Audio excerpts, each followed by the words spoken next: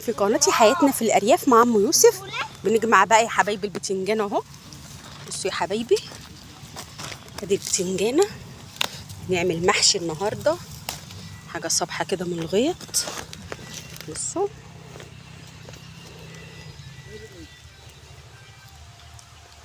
ادي البتنجان الرومي ده مسكر قوي، طعمه حلو ما شاء الله.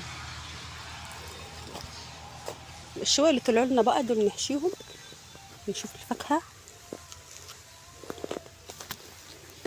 المانجا شلناها، في تين برشومي، في جوافة، بس لسه الحاجات دي ما طابتش.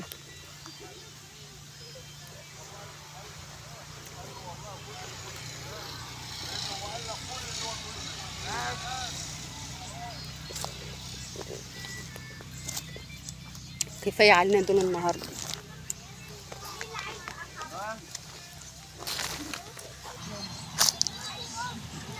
ادي الشطة.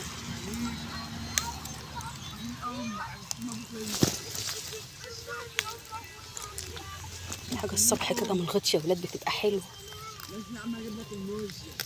بصوا الجمال، بصوا الجمال والحلاوة. بصوا البتنجان بيلمع والله العظيم. اوزو.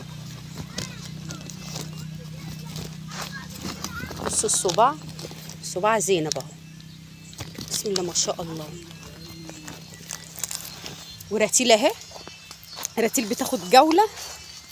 يلا يا رتيل، خلاص كده مبقاش فيها تاني. ده لسه صغير على ما يكبر.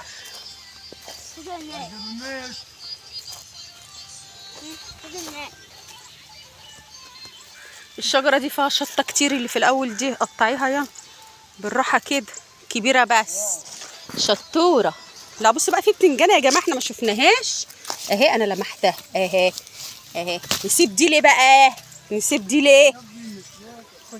نحط في الشنطة. برافو عليكي يا رورو. ويا جنات كمان واحدة كمان. طيب يلا هات الشنطة. يلا يا رورو. في واحدة هناك اهي، بس أنا مش هرجع تاني. يلا كفاية. نيجي بكرة، كفاية دول على قد حلة محشي النهاردة.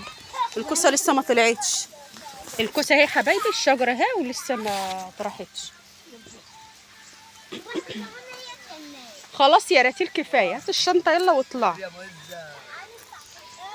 كفاية صبعين المحشي دول حلوين.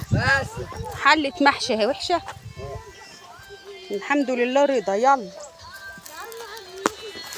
والذرة بقى يا حبايبي لما يتشرب هنقلي منه ونوريكم. يلا باي.